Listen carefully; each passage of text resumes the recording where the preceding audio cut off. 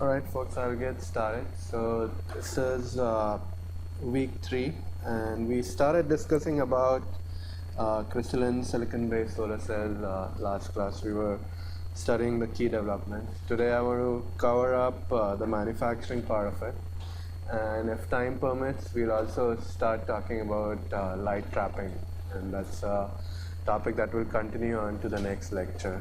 And next week we have next week and the subsequent week we have guest speakers. We have people from 2 startups. One is Select Cells and the other is a concentrated startup, and they'll come and called Solar Junction. Both of them have roots here in Stanford. They were started by either alumni of Stanford, or the other one was started by people while they were grad students at Stanford. So they'll come and talk about these topics with us.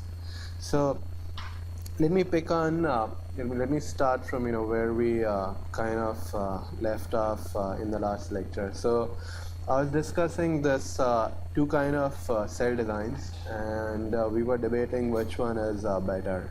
And the conclusion we reached was this one is definitely better, because whatever is produced in this diffusion region, the P plus region, is collected with a very low efficiency, because there's no selectivity or there's no charge separating mechanism which is happening over here. So as you know, the smaller you can make this this diffusion layer, the less the length you can keep of it, the better it is for your cell. And that's a theme you will see recurring throughout today's lecture as well. So we want to minimize this diffusion region. Okay, and then I said that because of that diffusion region being present over there, these blue photons, which are low in wavelength and high in energy, the quantum efficiency of these photons drops because they are essentially absorbed in that diffusion region. Okay, any questions? Any burning question? Any questions from last class? So this was around 1970s, and people had people had realized that they were making these junction using diffusion of dopants, but and the efficiencies around that time was around 11%. Then the next big thing what happened in terms of efficiency was people switched from N-type wafers to P-type wafers, and instead of diffusion of boron, they switched to diffusing phosphorus. So boron is a P-type dopant which was being used when the wafers were N-type. But then people switched to P-type wafers and using phosphorus doping, and that essentially resulted in these efficiencies jumping from around 11% to around 15%. So today, let's look at why switching the wafers would cause a change in your efficiency. So that gives me a nice segue to introduce some more device physics. So there are these 2 cell designs. The only difference is this is made up of a P-type substrate. So this is made up of a P-type substrate over here, and then I'm forming this junction using N plus diffusion, and this is made up of N-type wafer with a P plus diffusion. And I want you to answer this thing, what do you think, which one is a better cell? And to guide your thinking, I have given you some numbers. The silicon has a mobility of electrons of around 1300, and for holes around 1400. So think about which one is a better design. Let me give you some dimensions also.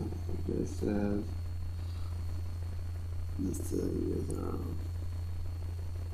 300 micron, and maybe this is around 5 micron. Okay, so how many people think this one is a better design with the N-type substrate? Okay, we have 1 person. No, just Pranav. Okay, 1 person. And how many people think this is a better design? 2 people. And rest of the people have no preference, or you have to pick one. So.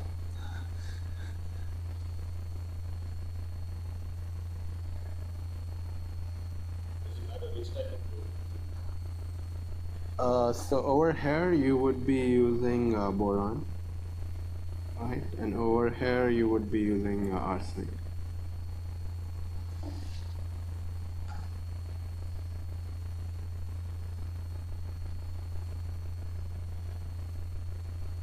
Okay, so why do you think it's a better? Why this one is better? Huh? Yeah, I was asking you.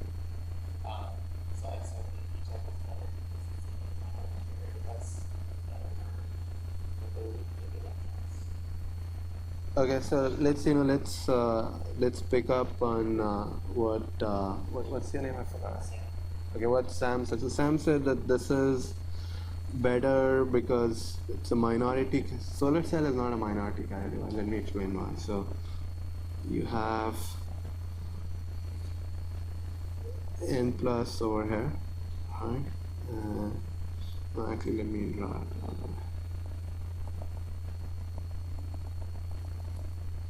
Let me draw a p-n junction over here.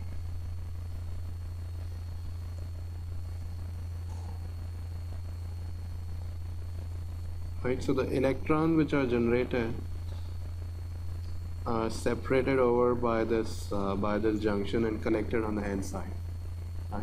And the holes are collected on the p side. So it's still, it's collecting the electrons on the n side and collecting the hole on the p side. So now look at these numbers and then which one looks better? Look at these numbers and look at these dimensions. Sorry, I guess doesn't most of your... No, Sam, you're thinking in the right direction. You're actually thinking in the right direction. Yeah, I just have a question about Rila. Yeah. Doesn't most of your electrical current generation occur not in the junction region, but kind of in the past the junction? Yeah, so I'm designing, these are the junction that I've defined. So there's P plus layer is pretty thin, and then the whole substrate is n-type and lightly doped n-type, right? So most of the generation would be happening over here. But you're saying most of the wafer is actually in this depletion? Yeah, so most of this wafer is in this depletion region.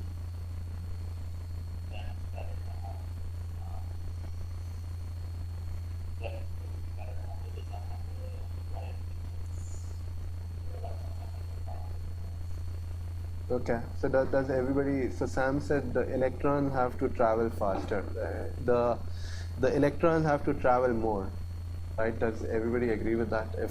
Basically whatever is generated in this side, right, has to travel more. Does everybody agree with that? With the dimensions I drew?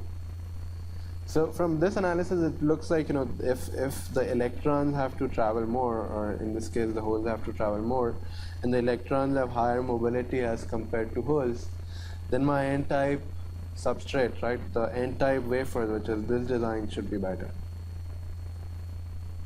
Does everybody agree with that?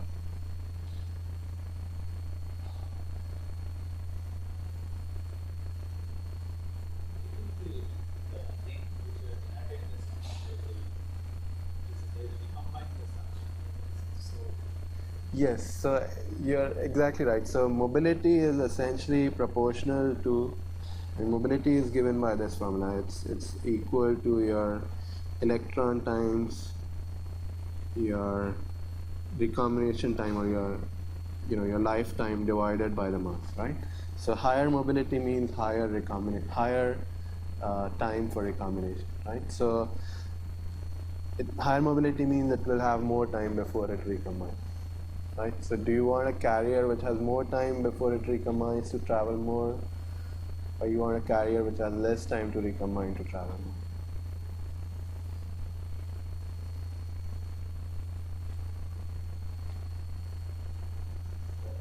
Huh? More time, right? So n-type wafers makes sense, right? Does everybody agree with that? Now I'm going to change a little bit. So n-type P, this diffusion when I'm doing with boron, it has a diffusion length of 5 micron. Versus when I'm doing the diffusion with arsenic, it has a diffusion length of 1 micron. Does your answer change now?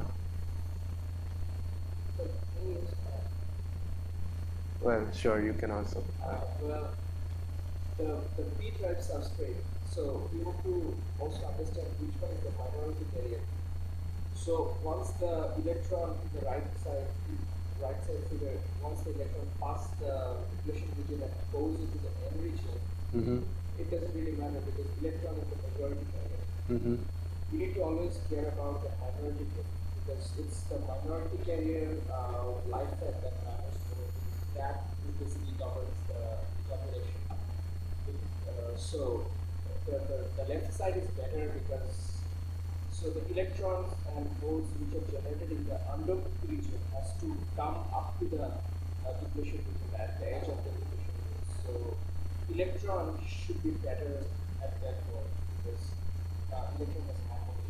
So that has better chance to be generated in the neutral p region and go up to the edge of the depletion region. So which design do you say better? I think that's This design is better? yeah, Because P substrate. okay, so I mean I gave you kind of this reasoning or that people are switching to p-type wafers, but you'll see that they'll come back and switch to n again. I mean as we move along the history. So the reason why, I mean, I don't want to end this debate here. We'll continue this maybe in the next problem set. We'll throw some questions on that. But the reason why people switched at this time from N to P, why people switched from here to here was this arsenic was diffusing much less. So, you know, you could form a much smaller, you could form a much sharper junction. And as I said, you know, the more shallower junction you form, the less whatever is produced or whatever is generated in this P plus or N plus region, that is not collected with a higher efficiency. So this was the reason why people initially switched from N to P. From a carrier collection point of view, N type is better. So you'll see people again nowadays the race is to switch again back from P to N. But it's a very interesting piece of semiconductor history why this happened. The other reason why people switched from N to P at that time was these cells were being used for a lot of satellite applications, and this p-type substrate it happens to have less degradation when you expose it to radiation. So that was another reason why at that time people switched from N to P. So the reason was basically the junction is shallower, and this reason that your radiation hardness is better. And later I'll see when nowadays if you see the SunPower cell or the Sanyo cell, they're switching back to N-type substrate because they want to leverage that higher electron mobility. So this basically drove the efficiencies all the way up to 15%. And it's okay if you didn't understand completely now, you'll have another opportunity to understand it during the problem set. So the next thing that happened after this around the 1970s was this change in the cell design called BSF or back surface field. And let me explain what happened over here. So as I said, people were making these junctions with these p-type substrate, and this N plus doping formed using arsenic, and the back was essentially all covered with metal, right? And this was just metal directly contacting to P substrate. Now what they switched to was basically they used aluminum now, and aluminum happens to be a p-type dopant in silicon as well. So now they formed this junction which was P plus. At the same time, they reduced the doping of the substrate, so this was now P minus, and the top was N plus. So this plus and minus basically means more doping. So P plus means, something of the order, let's say 10 to power 18 or more. P means less doping than that. P minus means even less doping than that. So just like, the way Stanford give you grades, A plus, A minus, higher marks mean higher grade. Similarly, higher doping means P plus, P means lower, P minus means less. Okay, so this is the way people denote doping in semiconductors. So they switched from this N plus P design to this N plus P minus, and I'm inclined to call this P minus I because it's very close to, let's say it's very large minus, P minus minus, but it's very close to intrinsic level. So now that also brings me, so that brings me to this question. Now, which is better among these two designs? This P plus N or this P plus I N plus? Right, so how many people think this is better?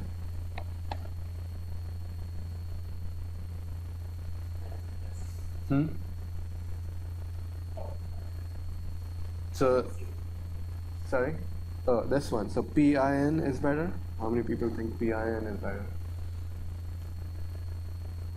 Okay, just 1, 2, 3, 4.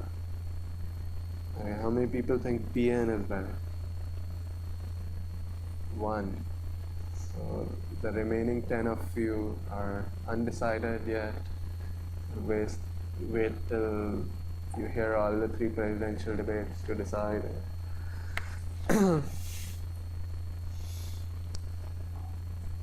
Okay, so why do you think PIN is better?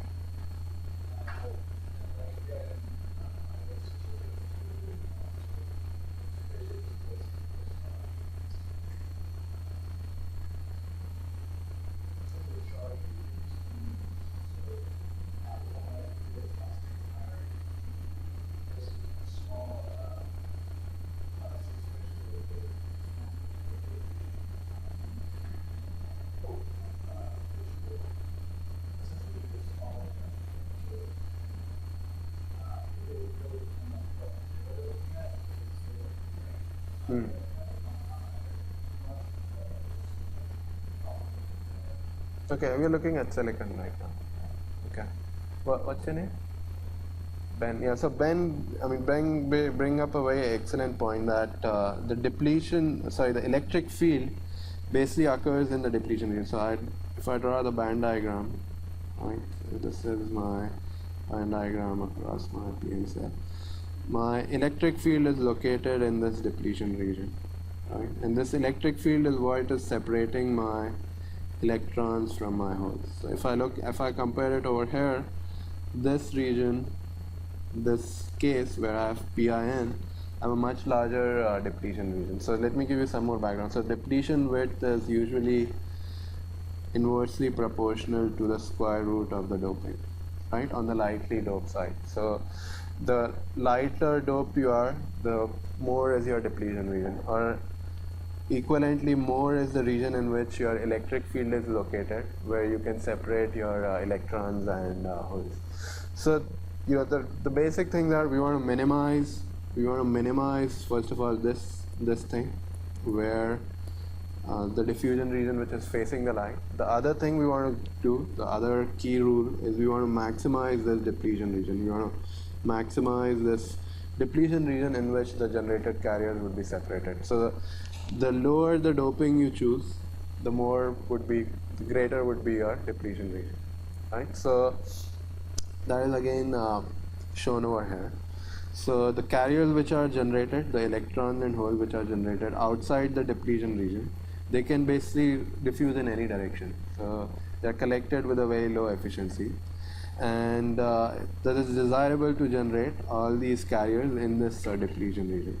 So that's why this P plus N minus or this I N plus kind of design is better. And the other argument which Ben pointed out was that if you have this large depletion region, you also have this electric field present in that depletion region, and that helps in separating out these electrons and holes from each other, right?